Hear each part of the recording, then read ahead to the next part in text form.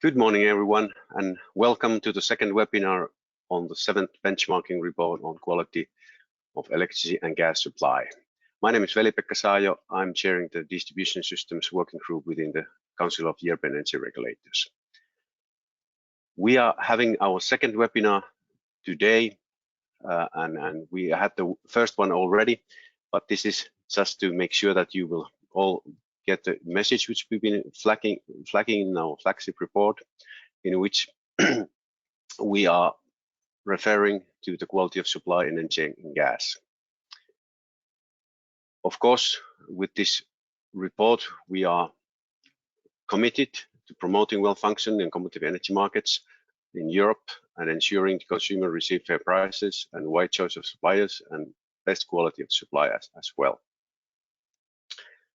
Of course, quality of energy supply is particularly important in context of energy transition, where high levels of distributed resources, renewable resources, can resolve some issues related to security of supply and, of course, quality supply as well. So in that, we have published our benchmarking report, and it's cooperative with ECBR. And of course, that's something that we are very happy to have the cooperation with them. And of course, with this report, we are monitoring to Europe. We are, of course, following the results and of course reporting to them. And today we're going to discuss them with our stakeholders. Of course, we have invited stakeholders to take their comments on our report as well. And as I mentioned, this is our second webinar. So those who didn't follow the first webinar, our two lead authors will give you a condensed presentation on the main findings of the and recommendations of this report. And you can also check our website within CEER and see the recordings on our YouTube channel of the first webinar.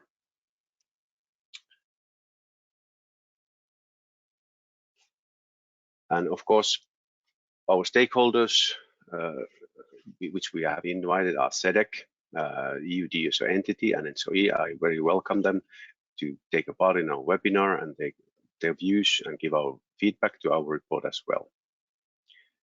And of course, we would like our audience to participate as well with your questions. You can post them in our chat, and our speakers will take a look at them, and we will have a answering session after the presentations. I will now turn next to our co-chairs of the CEER's Energy Quality of Supply workstream. So Ojen Radovic is our co-chair, and he works for the Austrian regulator as well. And his co-chair, Michael Westerman, they will take you now into the report and give the presentation, so you will see what are the key messages and recommendations. Please, Ojen, so the floor is yours. Thank you. Thank you, Veli-Pekka. I'm back now. I had to dial out and dial in again because I lost the internet connection, but I hope it is working now. At least I hope you can see me and hear me, even though I might be losing the connection again. Just 1 second before I start speaking. Just 1 second.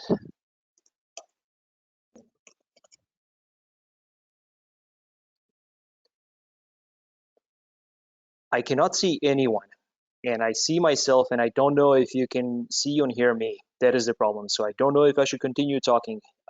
If you can see me and hear me, can you write anything in the it's perfect in the message?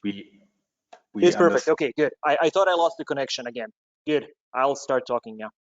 So, as Veli-Pekka explained, Michael and I co-chair the Energy Quality of Supply workstream, which is the workstream responsible for writing these periodic benchmarking reports. I have to say periodic because they're published every few years or so, even though there is no specific rule on how many years we wait between the reports. So the latest edition, which I'm presenting now, was published in December of last year. That is the 7th edition with a very expanded number of participants, which was 39.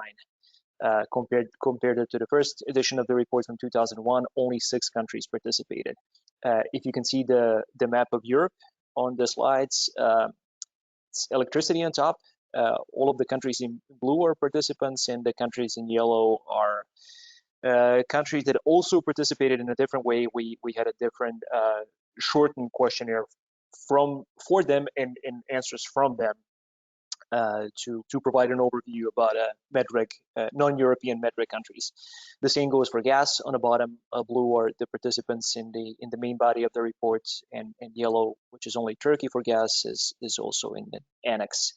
What makes this report different than the previous ones is that the CEER and ECRB, meaning energy community members, are both in the main body of the report, which gave us a possibility to do a better benchmarking in comparison.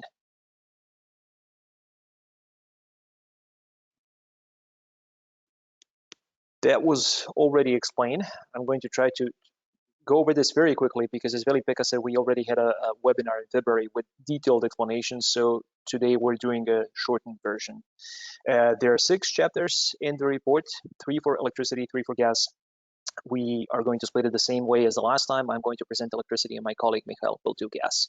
So to start with continuity of supply, the first and the longest chapter in electricity and in the entire report, it concerns interruptions in electricity supply. There are many ways to classify them. They can be planned, meaning customers notified in advance.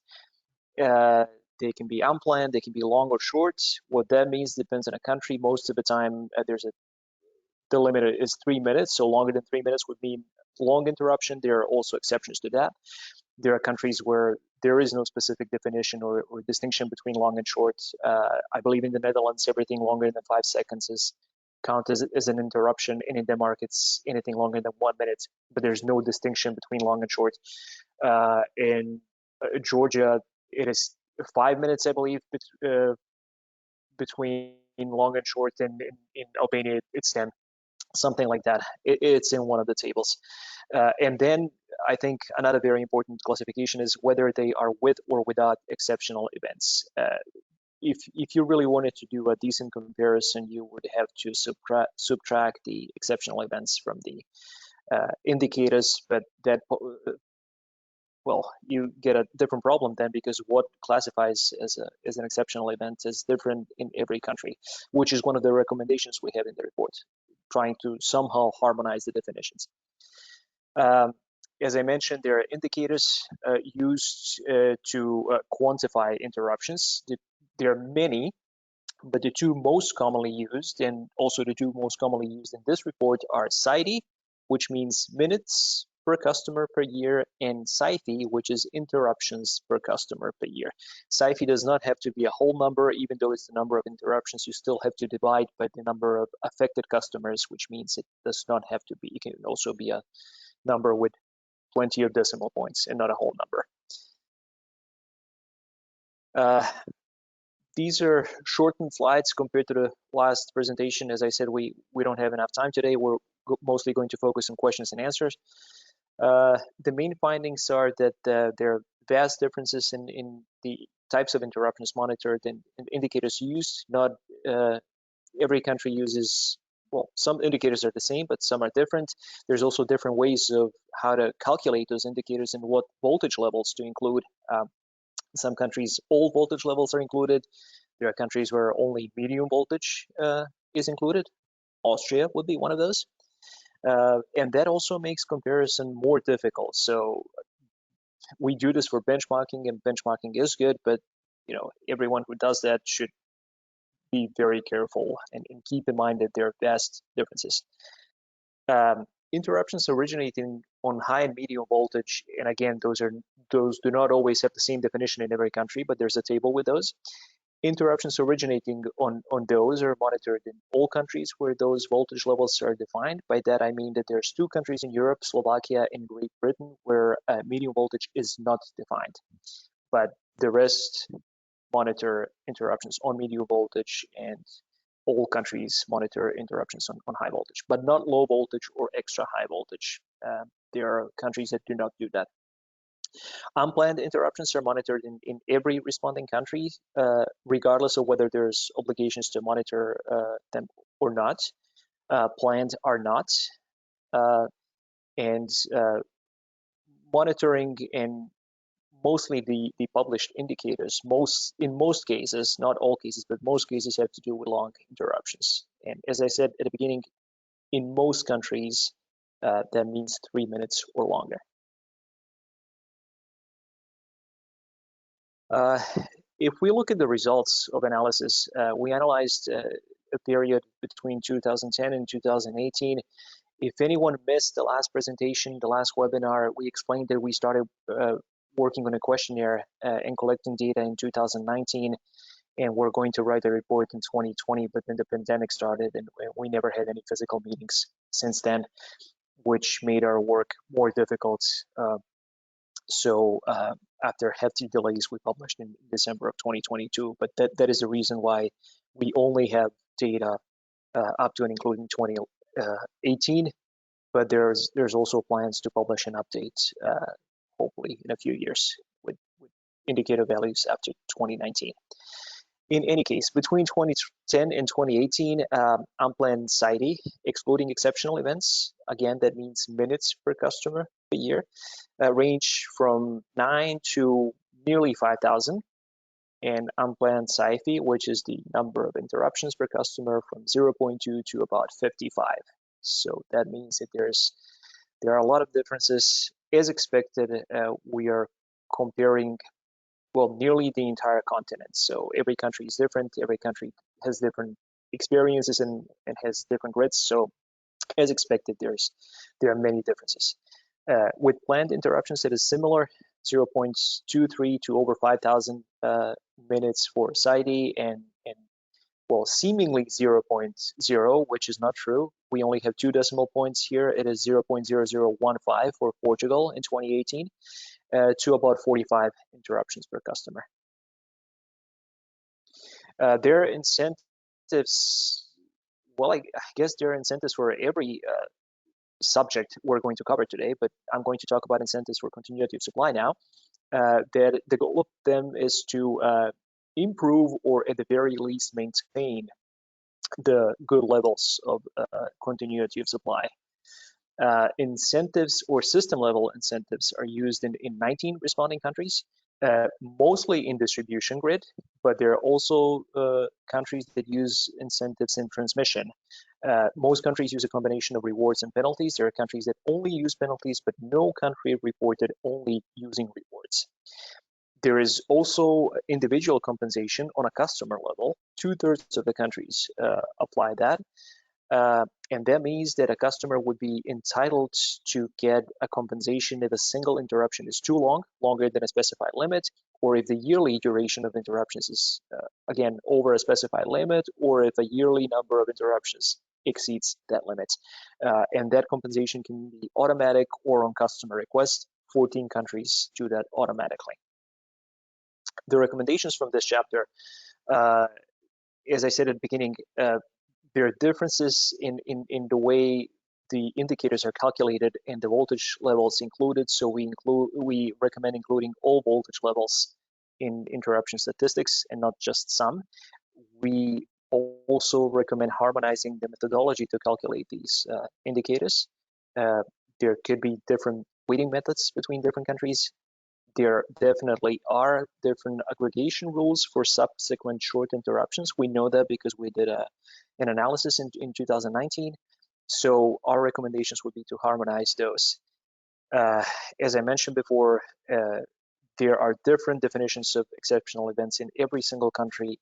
It would be really good if there will be a European definition, but I know how difficult that is, because what's considered an exceptional event in one country would probably not be considered the same in a different country. Say snowstorms might be more common in the north than in the south. So I guess in the south that they would be considered exceptional events, but in the north they might be considered normal and expected events.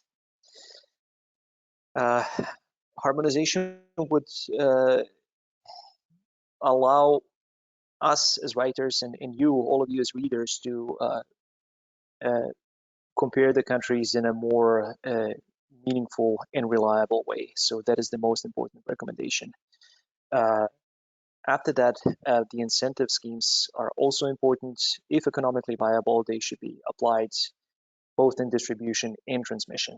And we also recommend implementing compensation payments, not just on low voltage level for customers, but also on customers on higher voltage levels, especially those affected by very long interruptions. Now, what a very long interruption would probably also differ between countries. I guess everybody would have a different definition of what a very long interruption is. Anyway, that is a very shortened version of the continuity of supply. As I said, that is the longest chapter in the report, with plenty of graphs and plenty of tables in the annex. Moving on to voltage quality, that is the technically most complex chapter, and it deals with all deviations from optimum values in voltage magnitude or waveform, basically everything except the interruptions that we just covered. Everyone connected to the power grid could influence the quality of the voltage. I think this is something that's not very known to customers who are not engineers. So as you will see later, one of the recommendations would be education and increased awareness of what voltage quality even is. These disturbances are becoming increasingly important because increased susceptibility of end user equipments and also industrial installations.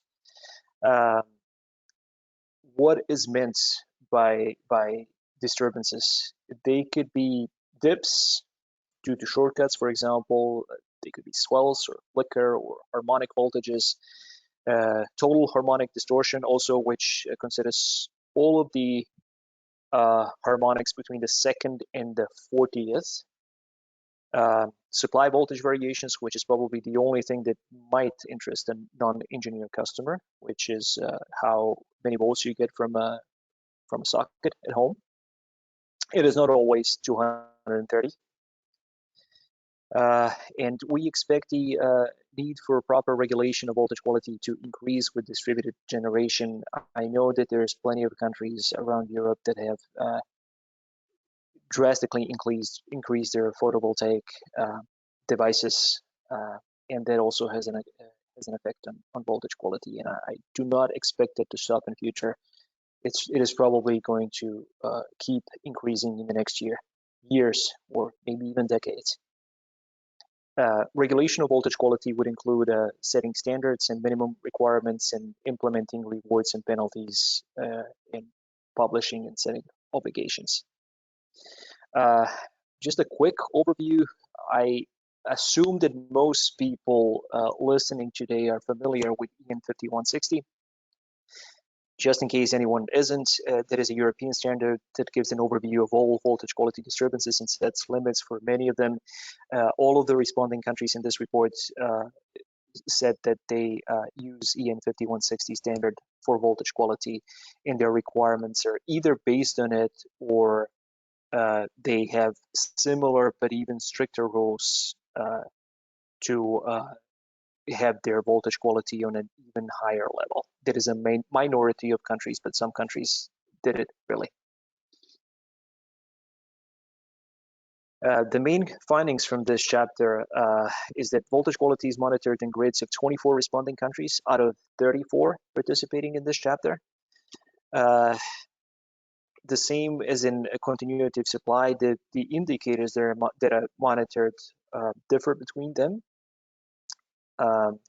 The majority indicated that the TSOs and DSOs, mostly DSOs, are obligated to measure voltage quality on requests from end users, and in a few countries then the end user might have to pay.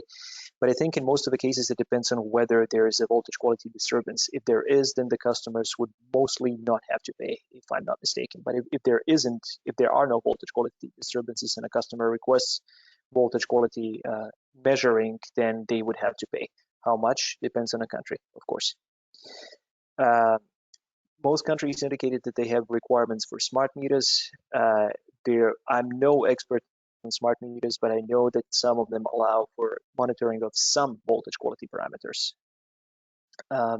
And in some countries, end users are subject to compensation or a lower tariff if the standard for voltage quality is not met.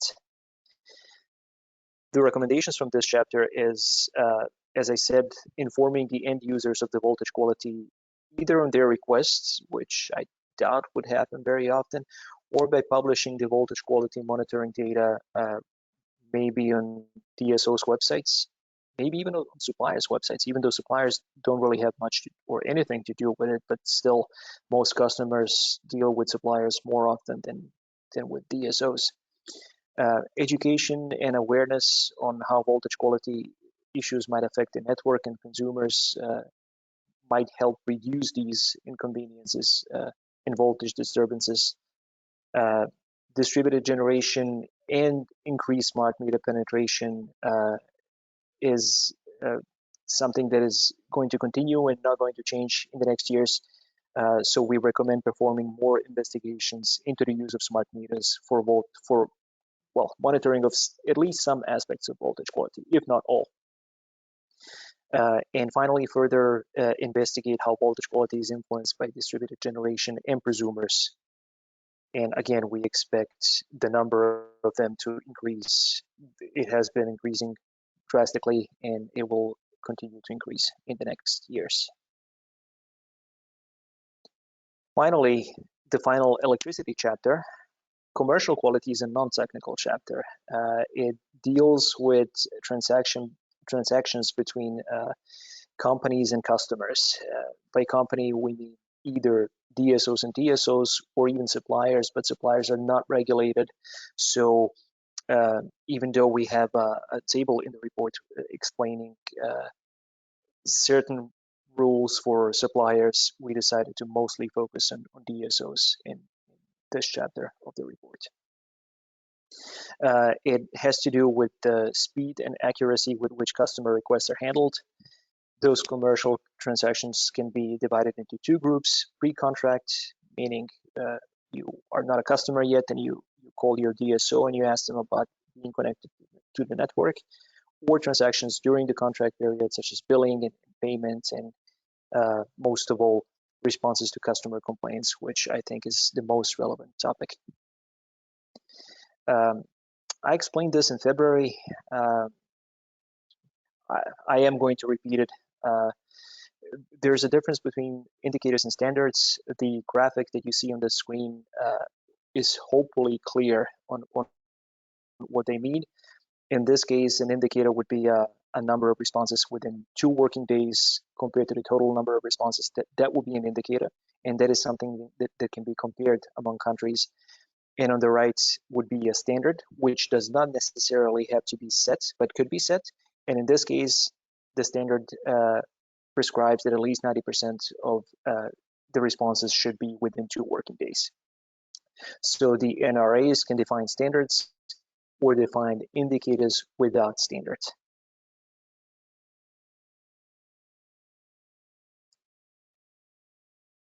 I'm trying to move to the next slide, but it is not working.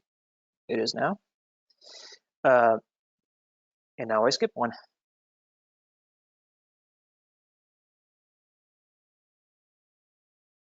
Just 1 second. Yeah, I think this is the right slide. So there are 3 different types of commercial quality indicators. The first group are guaranteed indicators, which means that a customer must be compensated in case the quality level is not fulfilled. The second group are overall indicators, which means that there would be a penalty or penalties for a DSO if that is not if the goal is not reached for a certain population. For example, from the previous example, 90% of requests have not been responded to within 2 days. That will be an example of an overall indicator. And finally, the third group are other requirements. They are, as the name says, additional requirements issued by NRAs to achieve a certain level of quality, and the NRAs could impose sanctions for those requirements too. The main findings from this chapter is that there are 21 different indicators in electricity. Network connection and time to respond to customer complaints are the most important, and they're observed and monitored in most countries. As I already explained, commercial quality obligations can apply to DSOs and TSOs and also suppliers and meter operators and universal suppliers and to a lot of different entities, but most of them focus on DSOs. We have observed progress in harmonization because we have been working on this topic for a long time, and we didn't just write this benchmarking report, we also worked on previous benchmarking reports, and we noticed that there is a certain level of harmonization that has been achieved, which we find very positive. Another good thing is that there's a general trend over time to move toward guaranteed indicators, and that means, again, that a customer would get compensated if the requirement is not fulfilled by a DSO, subject to certain exemptions. In electricity, I hope that was clear by now, but in electricity, it mostly focuses on customers on low voltage quality, which means residential. And in gas, there will be a low pressure level. So the low voltage level would probably be the most, the largest group of customers to which commercial quality indicators and rules and regulations and standards would apply to, because they are the ones that need the most protection. Finally, I believe this is the last slide for electricity. The recommendations for electricity commercial quality is to ensure greater protection through guaranteed indicators with automatic compensation if possible. For the most important indicators, we recommend a combination of GIs, guaranteed indicators, and OIs, overall indicators with economic sanctions for DSOs. If possible, automatic compensation could and should be applied in more countries than now. And a very interesting thing that was also a surprise to me while I was writing this report is that many countries do not consider every form of communication in their commercial quality indicators. There are countries that consider only written forms, but in some cases not even emails, only letters. There will be an extreme case, of course, but I hope you understand what I'm trying to say, that there are countries, if you go there in person to your DSO, or if you call them, that would not count towards the numbers in the indicator. So in that case that I mentioned a few minutes ago, it would not count towards the number of requests responded to within 2 days. Our recommendations would be to consider all forms of communication in the indicator,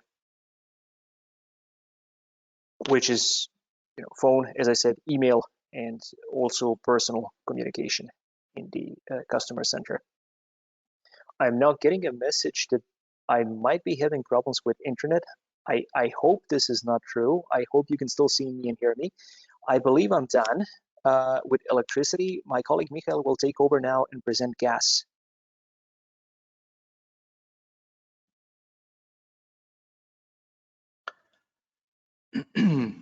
Yes, thank you, Ogi. And as you said, I will continue with a short presentation of the summary of the gas chapters. So I'm not sure if I can already control the slides.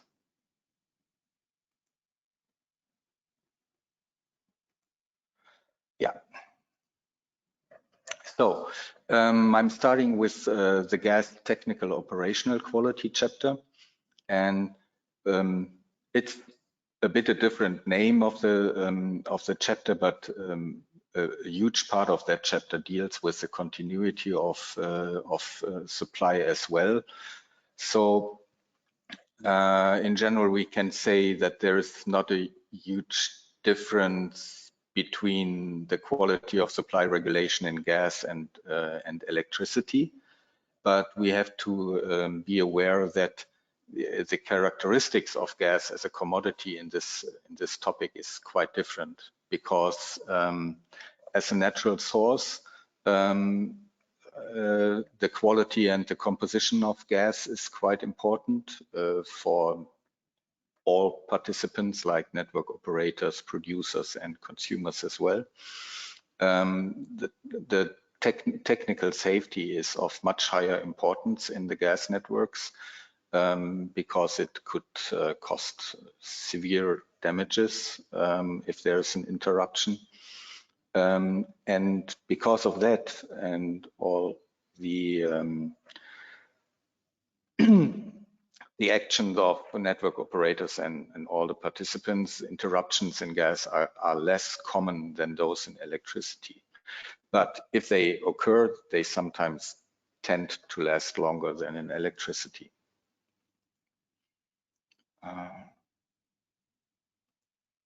There's a bit of a delay. Yeah.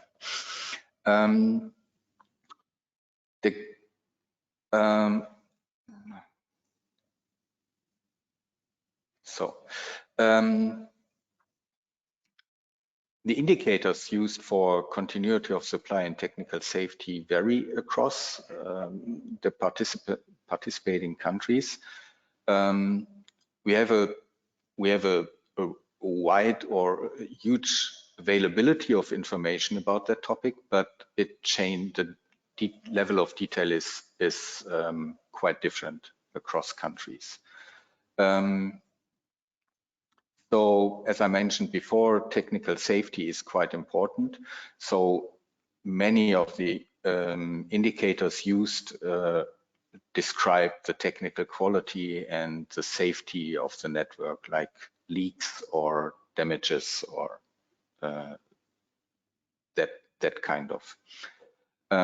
As a part of safety and risk management, authorization improves the safety of the gas network and is required in almost every country of the countries that participated in this benchmarking report.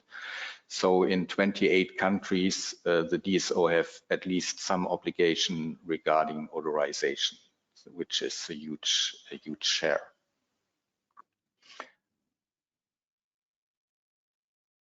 Then the gas storage infrastructure as part of the gas system is regulated only in half of the countries. So that's only 19 countries use at least gas storage facilities, and they are only regulated in 10. So that's in only half of the cases it's regulated as part of monopolistic or whatever regime. And during the writing of the report, which started earlier, a few years earlier, the LNG infrastructure was only used in 12 countries. But yeah, with the current political developments, we see that might change in the future. So at least in Germany, it already changed. So we are using LNG infrastructure much more in Germany than during the time writing the report. Then our recommendations for this chapter are that we should, or countries, NRAs should expand the coverage of monitoring the continuity of supply indicators and safety indicators. And as Ogi already mentioned, it is always our aim to have a harmonization of reporting and calculation of the indicators. So that would really make a comparison of these different regulations more easy, and the comparison of the indicators.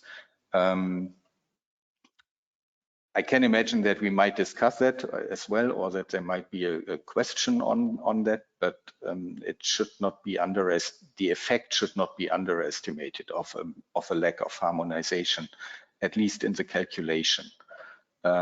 So that is, it's really an important part, and it makes really such a report. It would make it the message of such a report a bit clearer, I can imagine. When it comes to natural gas quality, this chapter shows the summary of the technical parameters and an overview about the definition and application in the countries. You might sometimes wonder that information from Austria and Germany is missing. That is due to the fact that in our both countries, the parameters are not monitored by the NRAs, but they are defined by technical associations. So each participant has to rely on that technical definitions of the association. The purpose of natural gas parameters is quite different. So some of them just show the chemical composition of natural gas, and other parameters more focus on the quality of the gas. So the like Wobbe index or relative density or other indicators. Then a majority of the countries monitor certain indicators such as the gross calorific value and the water or hydro dew point and Wobbe index. So that is Wobbe index can be interpreted as the main indicator of the interchangeability of gases. So this is really an important part, and so that's one reason why it's used and monitored in almost every country. And many countries already rely on the SAN standard EN 16726. It is not legally binding, but a further application of that might contribute to reduced restrictions in the cross-border gas flows. That is what has to be said on that chapter. And finally, we have as well a chapter on commercial quality in gas. This is only reported for the second time. So we started only with a 6th benchmarking report that we cover the gas topics. So it's not such a long history than in electricity. And as Ogi already mentioned, it's the same in gas. So the indicators of gas commercial quality are usually classified into different groups. It's like connection or billing or complaints. That is quite similar like in electricity. And we find that we have a wide variety of indicators that is monitored among participating countries. We have differences about the nature and number of indicators that are used in the countries. And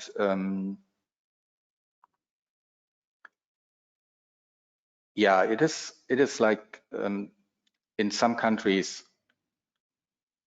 the fact that different indicators are used might be a reason for political, it might be political reasons or economic specificities. So, but all in all, we see that a huge number of indicators is used in every country.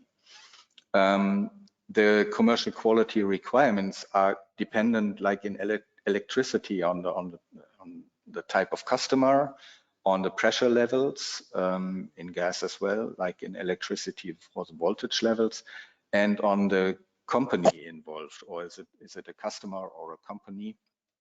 So the indicators vary on this according to this classification.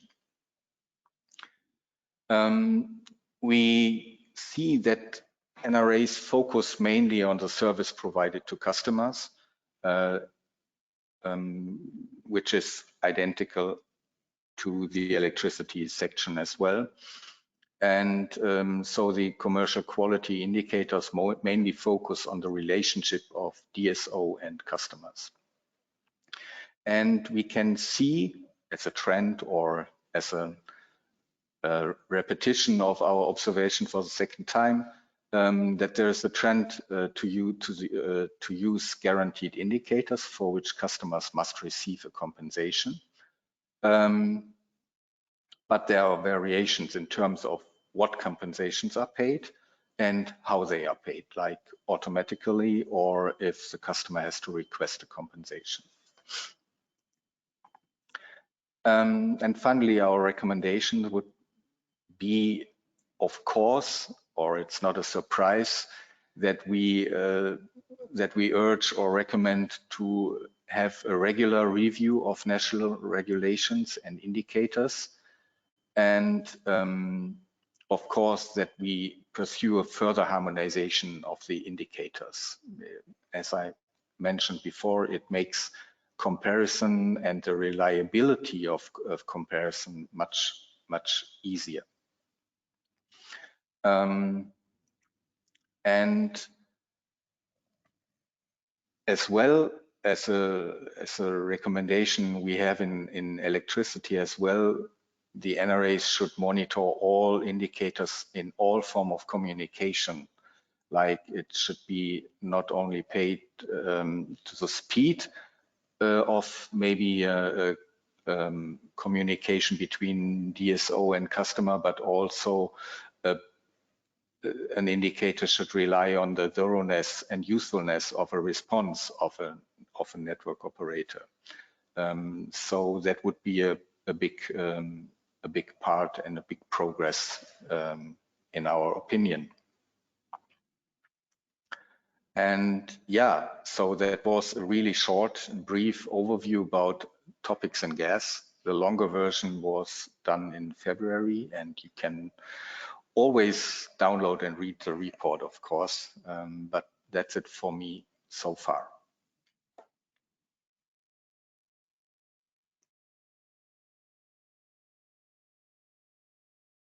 Yes, good morning, everybody. Thank you, Michael. My name is Nielsen. I work with Fluvius. Fluvius is the Flemish DSO, so Flanders, Belgium.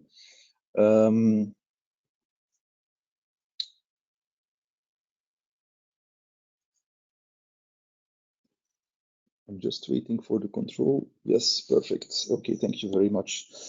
Fluvius is also a member of CEER. I myself, I work in the Department Regulatory Affairs inside Fluvius, so I am the contact person for our regulator in Flanders, which is called de VREG. Fluvius, so like I said, we are a DSO. We cover all the Flemish towns and municipalities in Flanders. We do different energies. We take care of electricity, natural gas, sewage, and heat. We have over 300 towns and municipalities, and we manage over 7 million connections. First of all, I want to thank you for giving me the opportunity to give some feedback on this benchmarking report. From a DSO perspective, it really gives valuable insights into the quality of electricity and gas supply across the European countries. It's very interesting to read. Some comments on this benchmarking report. To start, standardization and consistency. Like said before, we also acknowledge the importance of standardization and consistency in the data collection and the reporting methodologies. To have a meaningful comparison, it's important to have a good standardization so you can compare apples to apples instead of apples to oranges. It's also always interesting to have parameters that are relative to connections or grid lengths, for instance, like SAIFI or SAIDI, so that it's easier then to compare DSOs of different levels, so you can also compare them with each other. Regarding continuity of supply, we agree what's already been said before. It's important to include all the voltage levels into the statistics to have a meaningful comparison between the different countries. It's also here important that you standardize definitions and methodologies so you can compare meaningful. And also, we recognize the importance of using multiple continuity of supply indicators to have a full assessment of the situation in a country. What we would also like to point out is the impact of asset management or investment decisions when you are assessing the continuity of supply. For instance, we can see that countries who have a lot of underground lines, a lot of underground cables, that they have typically a better continuity of supply compared to countries which have mainly overhead lines. You can say then, okay, everybody has to go underground to have a better continuity of supply, but of course it comes at certain costs, and that's not always possible depending on the country or the type of grounds. So I think the focus should not be only on improving the continuity of supply to whatever cost. You also have to take into account certain asset management decisions that you take at the DSO level, for instance. Besides that, we see that also large-scale initiatives like the rollout of smart metering can have a significant influence on the continuity of supply. We can see, we in Flanders, we are busy rolling out the smart metering for electricity and gas, and that has really a significant impact on our continuity of supply when you take into account, of course, the planned events. Besides that, we also acknowledge the inclusion of gas in the continuity of supply monitoring. It would also be interesting to have similar time series or box plots, just as electricity data, to compare the different countries with each other. That would really provide valuable insights besides the tables that are included into the annex.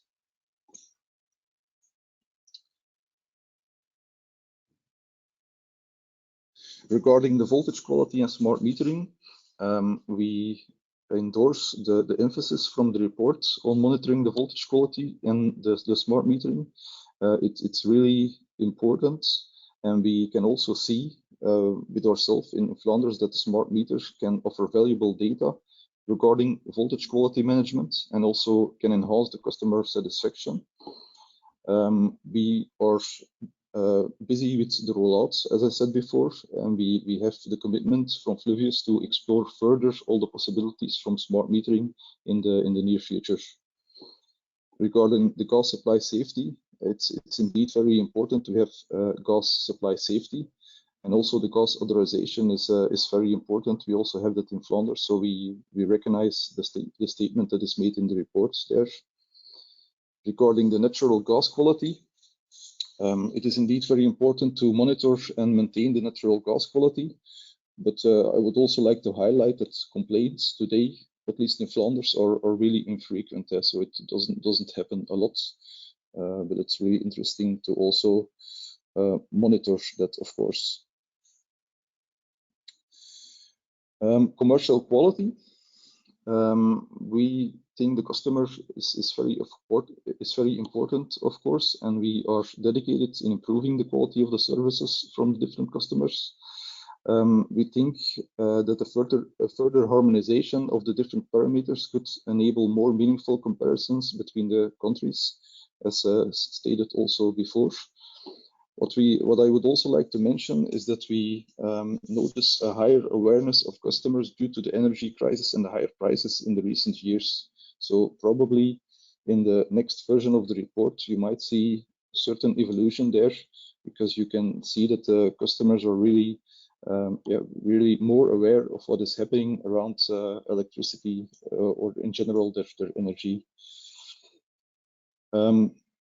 Customer service, customer feedback is very important, and from Fluvius we also conduct regularly satisfaction surveys to evaluate the customer priorities, because we find that very important inside Fluvius.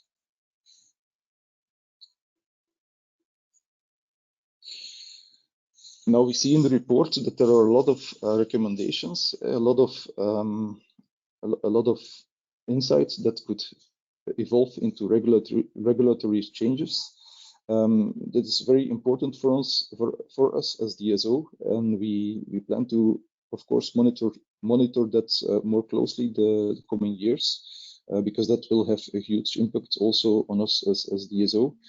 And we are, of course, committed in collaborating together with the regulatory authorities, so to ensure compliance and to have a good operational efficiency. The benchmarking and best practices from this report are really useful. We really appreciate all the effort that is put into this report. And we will use these insight reviews to further improve our supply quality and our customer satisfaction. To conclude,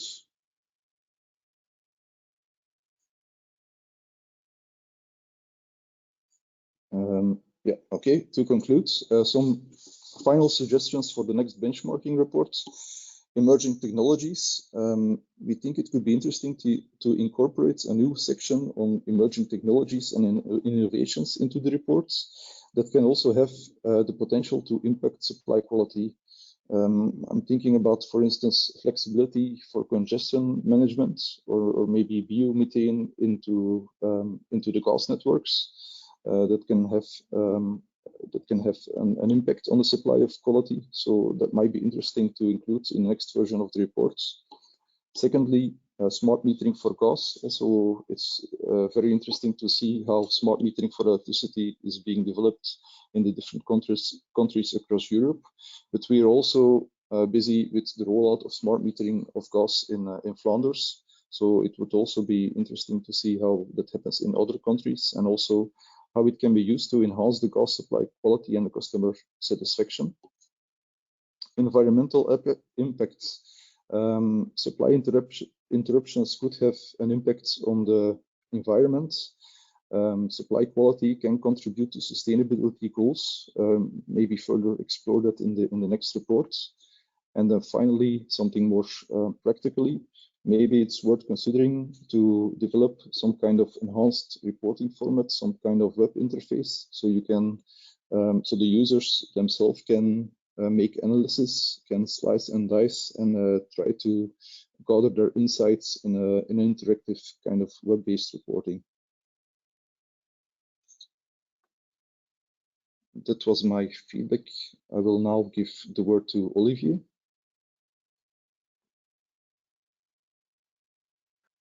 Thank you very much, Niels. And thank you for welcoming me. My name is Olivier Rivet. I am representing ENSOE. ENSOE is a European network of transmission system operators for electricity. That means the association of 39 members, TSOs representing 35 countries.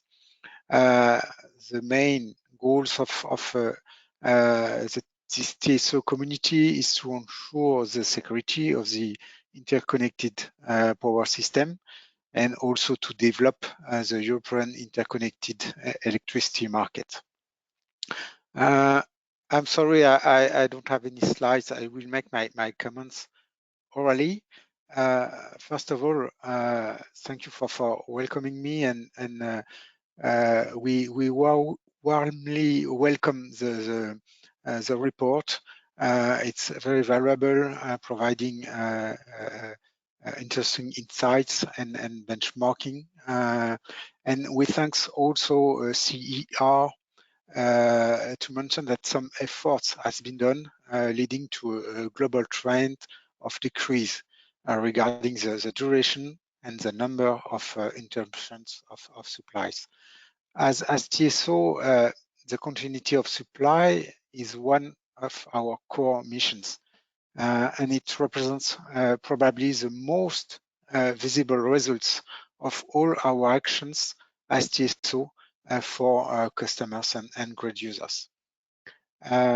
We are also convinced that the efforts made to enhance the continuity of supply is a clear contribution to the attractiveness of Europe for customers and grid users. For instance, it can make a difference when a company is looking for the best place to build a new factory. So it's very important for Europe in the competition with other areas in the world. Among the actions already implemented by TSO to improve the level of continuity of supply, I can mention some IT project and associated procedures to automatically locate and analyze the natures of the faults on the assets. The goal is clear, it's to speed up the capability of the control rooms to switch back the assets after some faults, and then to decrease or to increase or to decrease the impact on customers, and then increase the continuity and quality of supply.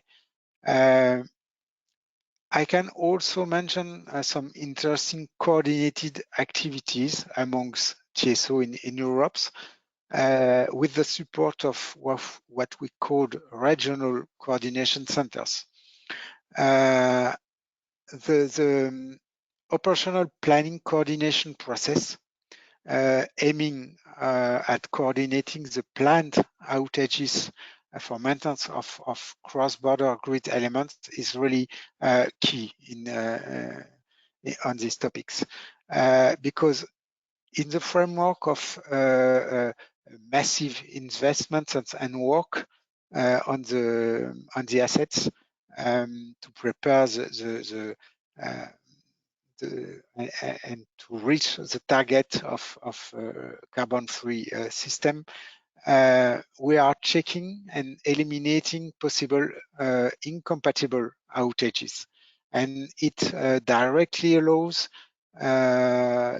us to make the grid stronger and then more resilient to unplanned interruption. For sure, the level of continuity of supply results also of combined efforts of DSOs and TSOs. In my view, it's probably in each country an area of cooperation between system operators and to maintain and maybe improve the continuity of supply, especially in the framework of the energy transition, with massive investments to be done on both sides, on distribution sides and transmission side. Maybe also a few words about the voltage quality. First of all, I strongly welcome the recommendation to increase awareness and education about a voltage quality issue. I think it was stated that everyone who is connected to the system has or may have an influence on voltage quality. It's really true, and I think it's important to improve awareness and education on that. In the past, the voltage control was done mainly by TSOs, thanks to conventional generation units, which were providing an important short circuit power, making the voltage more stable. But with the energy transition, we all know that more and more generation will be connected on distribution level, and that will be connected through power electronics devices. That means the amount of short power circuit brought by those new generation and power electronics devices will decrease, and it will lead for sure to important changes in the way the voltage are controlled. and maybe it will probably also affect voltage quality. So that means if you want to keep,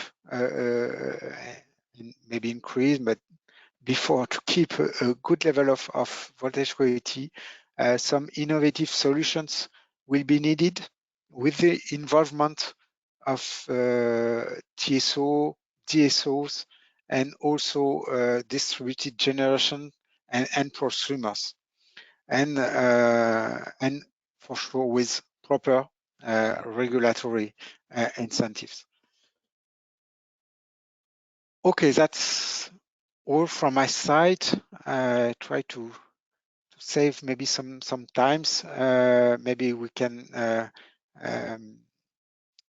exchange for the Q&A sessions. Maybe I can give the floor now to Fernando from EU DSO entity. Thanks a lot. Thanks, Olivier. And that, let's see if yeah. Okay, the first thing that I want to do is to thank CEER for the possibility of presenting here. My name is Fernando Dominguez, and basically I'm coming from the DSO entity. To a large extent, the DSO entity is the counterpart to ENSOE, but when we are discussing DSOs, it is, it is an association that was created with a clean energy packet, and as that, it has a mandate to facilitate certain operations. And at this moment, we have over 900 DSO members. Okay, because contrary to the TSOs, DSOs are much more frequent in Europe. As for our activities, basically we have three big areas. One is to participate in the drafting of network code. The other one is to promote and facilitate the TSO and DSO cooperation to ensure the efficiency of the overall energy system. And then we also have a pillar around sharing best practices to ensure that the best practices are covered by all DSOs and in such a way that we can, again, improve the efficiency. Okay. With that being said, I would like to start by congratulating the team on this report. I mean, the report is huge in size, but also in content, and also it is a really robust report. Okay, then I think that is the first thing that we all need to do to recognize that huge effort. Then, in terms of recommendations, what I have tried to do in here is, first of all, I am focusing much more in the recommendations that CEER is putting forward, not so much on the technical discussions, because I think that there is a lot of the technical discussion in there, and I'm trying to bring it a bit more upward in that respect. But also my focus is going to be much more around how these recommendations will affect consumers and to facilitate that those consumers engage with the whole energy transition. And you will say that in my presentation, I focus mainly on the electricity part, because as DSO, we are much more focused on electricity, but I think that many of my points will apply equally well to the gas part. Okay, then the first point is that at this moment, okay, consumers will clearly understand that there are going to be incentives for quality and so on. However, what they don't always understand that well is that actually the quality is not only coming from this kind of last part, that is the contact with the companies and so on, that the quality can be caused by many other components. Like, for example, you could have a bit of a reduction in quality due to the fact that the company is investing heavily to improve the overall security of supply or the introduction of renewables. Okay, then it will be a good thing if in this report or in similar reports, it will be provided a broader picture of what it is that the regulator is, the company is faced at that point, because that will allow the consumer to understand much better what to expect now, but also what to expect in the future in terms of quality of supply and so on, which will help them to understand what options do they really have to engage in the energy transition. Second one is a discussion that I think that a lot of people have heard about. I mean, I agree that more harmonization is a good thing, but there is also a need to ensure that consumers understand that if they take a comparison between different countries, you cannot always just assume that you are comparing, or that all the countries can arrive to the same level of quality of supply. Okay, I think that one thing that will be interesting to see is if it is possible to identify potential issues in the grid that will actually justify potential difference in such a way that, for instance, if someone in Belgium, that is where I am, wants to check these numbers and compares them with the numbers in Germany, France, the Netherlands, there is a question of, even if the measure is fully standardized, can we really compare those numbers, and can the regulator also take action based on them? Okay, and in there I have just put some of the examples of potential differences that in the grids that could justify differences. And as you indicate in the report, there are different network definitions. Not everywhere low voltage is low voltage, but also different characteristics of the network. We can have also that companies are in different points of the investment cycle, the history of the grid, the structure of the grid. And I think that one thing that could be interesting to include in this report is a bit of barriers or justifications to potential differences.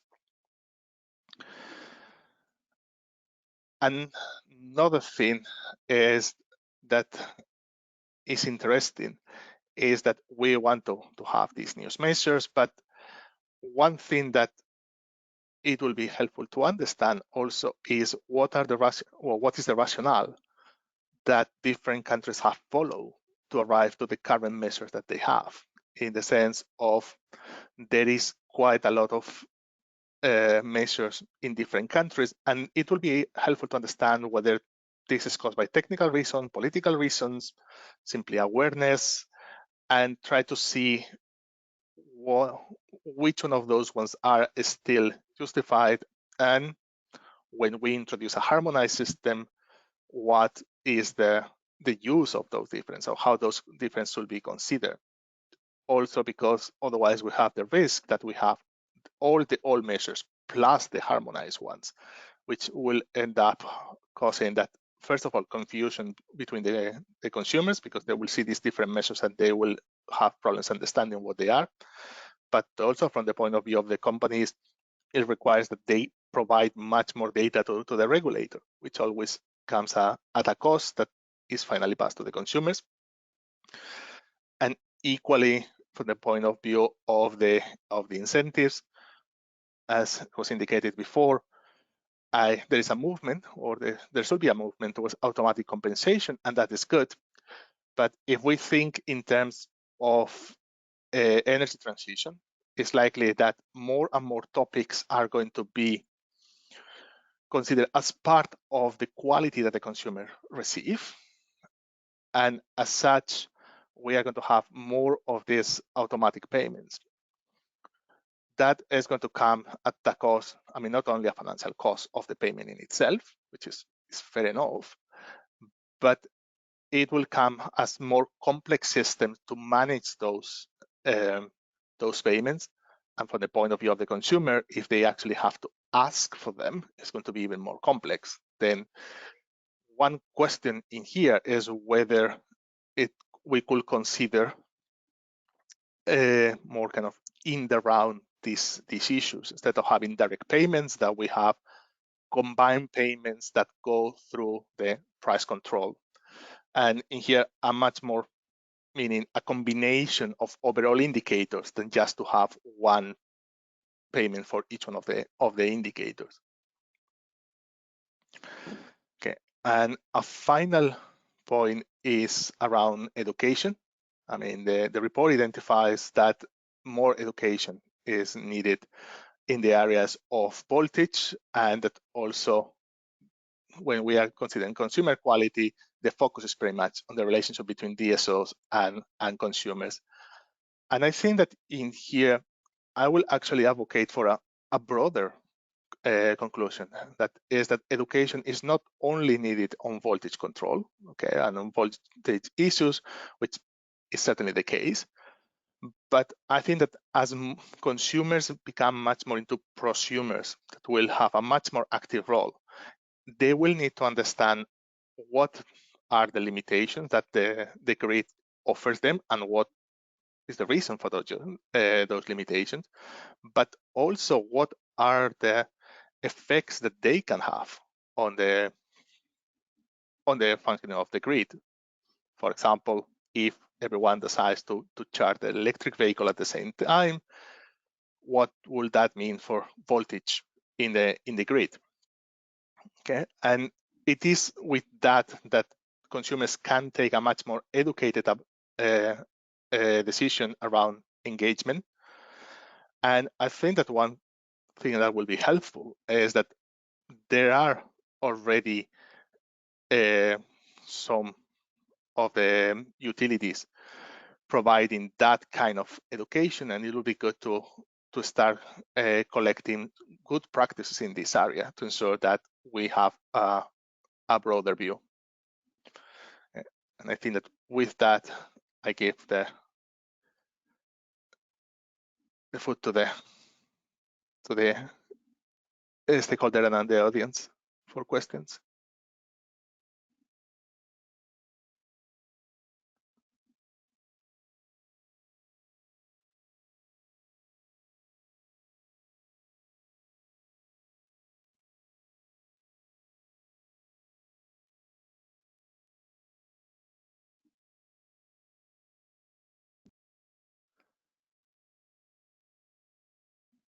I hope you can see me and hear me again.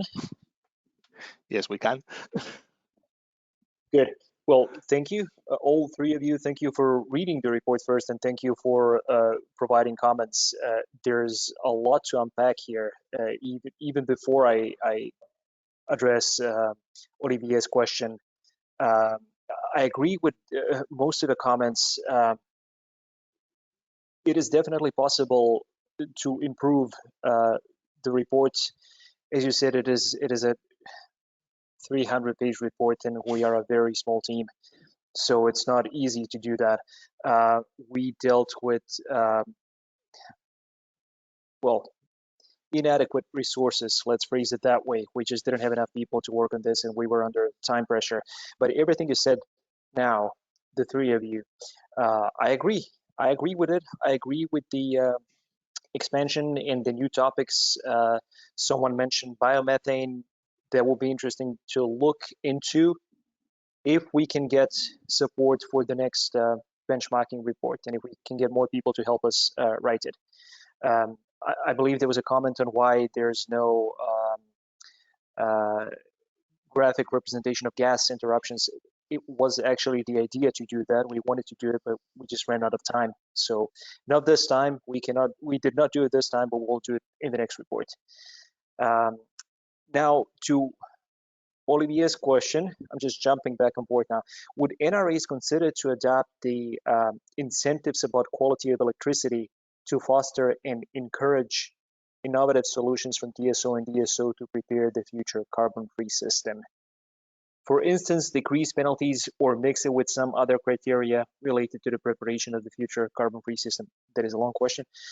Well, what we talked about today were incentives in terms of continuity of supply for electricity and voltage quality and commercial quality for both electricity and gas. And so we have 6 chapters 3 for electricity, 3 for gas, and every incentive that we mentioned today has only to deal with those subjects. The incentives that you're mentioning now, from my point of view, would be dealing with different subjects. Or am I wrong in understanding your question?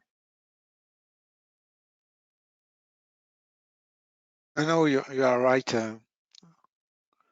You're right. It's okay. My question is, to reach in 2050 the net zero target, we will need massive investments into the grid, and also to implement some solutions which are not maybe fully mature today. So that means maybe to take some risks also for reaching these targets. And sometimes I think that this target might be, or the way we will reach this target might be controversial with some very high quality criteria regarding electricity. So that means, of course, we'll do everything to mitigate those risks, but sometimes, when you are performing a lot of works on the networks, the remaining grid elements are not so strong. So that means you can face some trouble sometimes, and that's why I think about mixing some criteria, not only considering only continuity of supply quality, but also taking into account all the efforts done to adapt the system. One of the jobs of and tasks of NRAs is to set incentives. You're right about that. What you mentioned is something that we will be dealing with in the next years and decades until 2050, as you said, and that is not something that can be answered easily and during this meeting and webinar. So, yeah, I hear you. I understand what you're saying. It was either you, Olivier, or maybe Fernando, who said that there might be a drop in quality if DSOs continue investing a lot of money in renewable resources. And yes, I see that. I hear you. I agree with that. I guess that's okay if it is a temporary drop in quality in order to increase the quality someday and in order to reach our goals that we're aiming for in 2030 and 2050. So yeah, that is something that should be discussed in the next years. Not every drop in quality represents something bad. In some cases, as you said, there is a reason for that. Thank you very much. Maybe I can ask a question if that's okay. Yes. Sure. Go ahead. Like I mentioned before, I see somewhat of a correlation between underground and overhead lines and the continuity of supply. But I was wondering if in making the report, if you have detected a correlation between smart grid technologies, between the use of smart metering and an improved quality of supply. Could you see that somewhere? Okay, may I start? Yes, absolutely. So we are aware of that possible correlation, but we don't have so much information on that so far. So since the rollout of smart meters and the use of smart grids, which is a very wide definition what smart grid technology means, we don't have collected enough data in the past to see to perform more analysis on the connection of interruptions, but definitely that will be something that is of greater importance for the future. And so we try to get more information of at least smart grid rollouts. So collecting that with the power losses report, which we are trying to write in the next year, there we have questions about the smart meter rollout, but for this benchmarking report, we just simply haven't enough data, and especially not for gas. So someone, I'm not sure if it was you or to mention that it could be interesting for gas as well. So yeah, I personally think it's really important to have a look at this in the future, but we simply don't have enough data for that. And maybe as I can add something that Ogi already mentioned. I really agree with you that this changing world is forcing us to think about maybe different or new indicators of how to measure the quality of a grid or a system as a whole, and especially the role of the consumers will change dramatically, I guess. And for that, the consumers need to be aware of that, because I mean, mostly all of us we grew up like, okay, electricity is always there and we can just switch on the light and everything works. But now it's getting different, because our actions have consequences like on the consumer basis. So that might be a huge difference in the future, and possibly, and we should try to take care of that in future reports. But again, we need to really focus on how to measure it and how to how to analyze it and compare it to how it works in other countries. So I don't know, Ogi, if you want to add something to the question. No, I lost connection again, so I missed part of your speech, but I just realized we have other questions, so maybe we can move on to those. Okay, thank you. Could you please provide some more info for the IT tool which automatically analyzes faults? Well, I'm not sure what is meant by fault. If you mean interruptions, then no, we did not use any IT tool for that. Sorry, Ogi, the question was meant for Olivier. It was in addition to the question that it was addressed to Olivier. Okay. Yeah, I can try to answer simply. Yes, some TSOs has developed some IT tools based on measurement of intensity and voltage on lines that allow following maybe what I call a fault is a short circuit due to I don't know, a tree on the conductors, or lightnings or something like that, and thanks to algorithm and the measurements, we are able to put inside this algorithm, we are able to locate quite in a good way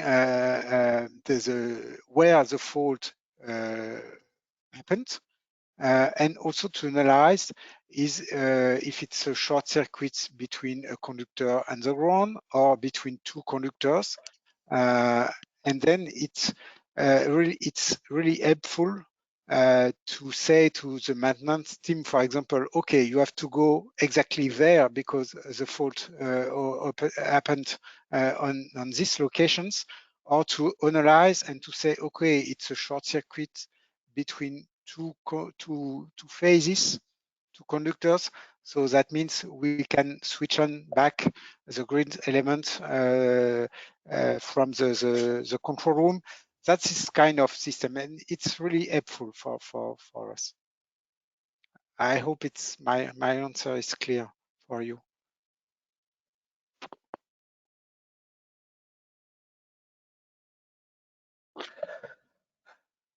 Thank you, Olivier, for that clarification. I see in the chat another question. I will just read it first. So can we expect a mandatory rollout of smart meters? I just heard that Uzbekistan could be a role model for the EU. Not kidding.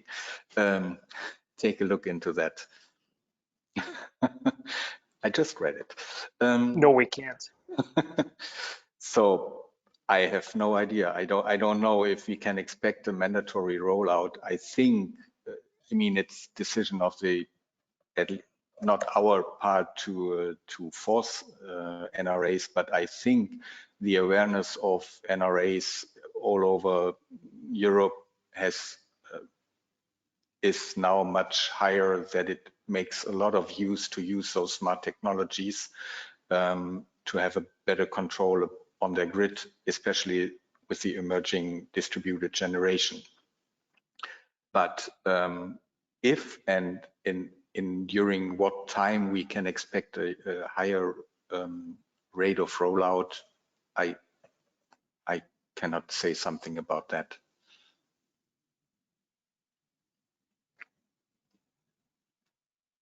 I don't think there's a way to force every customer to have a smart meter installed, so I don't think we're ever going to reach 100%. I'm speaking about Austria at least. There's about 120 DSOs, and some of them have problems with customers holding out and refusing to have smart meters installed for one reason or another, either a privacy reason or an unrelated reason for something they read online, which might be untrue, but it is what it is. So by law, you cannot make those customers install smart meters. You could try to speed up their rollout, and we've been working on that, but 100% rollouts will probably be impossible.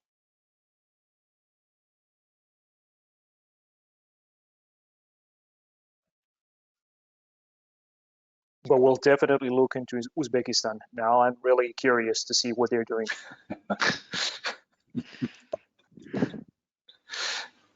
Yeah, I mean, if nobody else does, I think they have another question. I mean, when you are discussing about compensations and so on, I mean, automatic compensations will apply.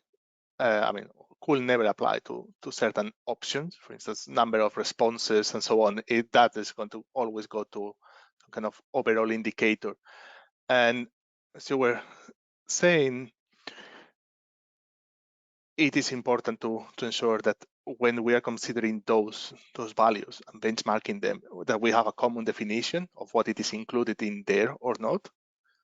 And I think that to arrive, I mean, that will be an important step. But also another question that is going to be important in there is, how do you measure some of these indicators? In the sense that if you have a letter, it's easy. If you have an email, it's easy.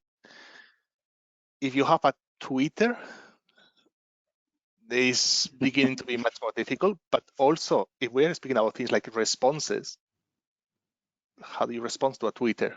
And at that point, suddenly, if they had 5 people following in that, you have answered to the 5 of them. It will be good to say if there are any good practices out there, or is something that you are considering in bringing into the report.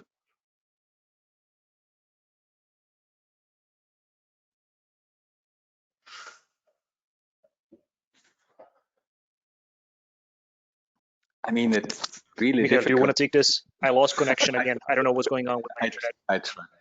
It's really difficult because it's the way of communication has changed so hugely and will change maybe in the future as well. Maybe it's maybe those numbers or dealing with those numbers is really more an indicator, like an indication about how NRAs or DSO will communicate with their customers. I mean, if it comes to direct compensation on really a certain topic, I have no solution, but my idea would be that there has to be something that is written down or saved or it has like an ID number of a complaint or so that you can use for an analysis. All the communication with social media or so, I am not sure how to include that in an analysis and such an analysis. No, I don't say that you need to have a solution right now. No. But maybe tomorrow. That maybe if some countries are beginning to face those problems, that it will be good to collect those good practices. Nothing else. It's a very difficult thing to do, I know. But I mean, you're right. So like just general information, it is much easier to spread general information about social media because all the people can follow you and read everything you post. But if there is something that is like legally binding or so, I wouldn't rely on social media communication. That's just my point of view. Mm-hmm.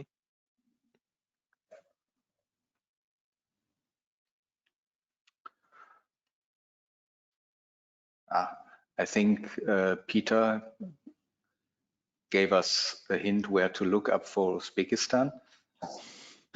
And we will look into it. Yeah, exactly. So if there are no more questions, we can hand over to Martina. Okay, thank you very much. It's my pleasure to say a few final words before we end the session today. So firstly, thank you very much, Michael and Ogi, for giving us again the presentation, the findings and associated recommendations of the report. As it was said, a much bigger presentation was done in February, and everyone can check the recording, which is available on the YouTube. Also, many thanks to dear speakers, Fernando, Niels, and Olivier for joining us today for the webinar and for providing your comments, but also suggestions how we can improve our report. And we will, of course, take this valuable feedback back with us and see if we can implement it in the future report. Especially also, I know the idea of having a data portal or some kind of a website tool which could help visualize the data. We've been indeed internally discussing whether how we can proceed with such a project. It's a time and resources thing, so we will see if in near future we can put this in place. At CEER, we are also very pleased that the benchmarking report is so appreciated, and we know this because it's one of the most downloaded reports. Also, during our public consultation for the next year's work program, there was a work item on benchmarking report, and we received a comment whether we can have this report every year. So we see that it's very insightful and valuable. Indeed, we would love to do it, but again, the resources are tight, and you've heard that also today. So we are planning to have a benchmarking report 7.1. The data collection will start next year, and hopefully we will publish in Q1 2025. In the meantime, you can look forward to the power losses report, which should be published in Q1 2024. Finally, also, I would like to thank audience to joining us today, to listen in, to having questions, to engage. So you have made this webinar even more fruitful. And we, of course, look forward to see you in our future events. Stay tuned. We are planning our annual conference. It should be in late autumn. More information will be coming soon. So with that, I wish you a lovely Friday weekend, and thank you for joining us, and goodbye. Thank you. Bye. Goodbye. Thanks a lot. Bye-bye. Thank you. Thanks a Bye. lot. Bye-bye.